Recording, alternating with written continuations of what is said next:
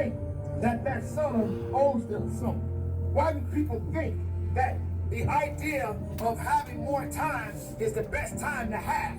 You don't have a lot of time, ladies and gentlemen. All you got is what you have. And what you have is what you need. And what you need is to get up and be about your business.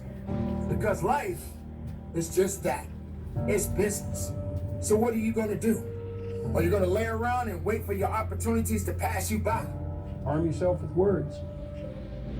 Be precise in your language and say what you mean. Read great men and great women. Make yourself literate. Get your tongue in order. Get it under your own control. Get rid of the ums and the likes and the you knows and the pauses. And get rid of everything you say that you only say to impress other people.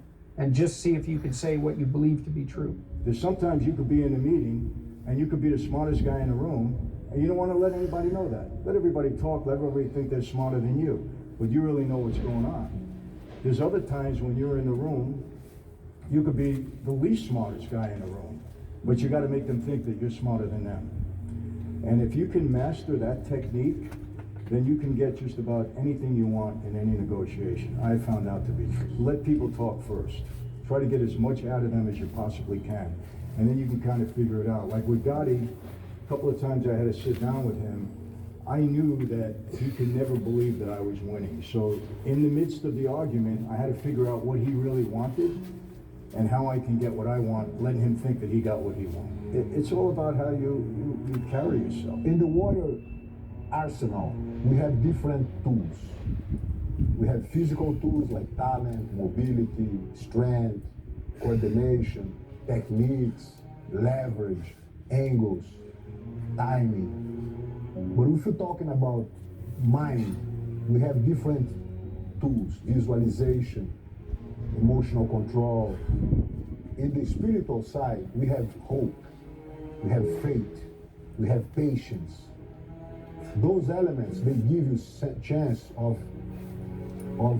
letting the situation cook in a slow burn and see how it goes. Because if you're impatient, if you don't have the hope, if you're not believing in yourself, but if you faith, you're gonna find the light, you're gonna find the hope, you have the hope, things are gonna do well. So you become smoother even in the bumpy rides. So I start to feel like my growth was depending on this growth, not only physical, not only mental, but also spiritual. I think one of the things that people struggle with is actually being very real with themselves. The difference between the difference between understanding who you are versus who you wish you were. And I think that's something that I'm always very fascinated by when I have a meeting like this.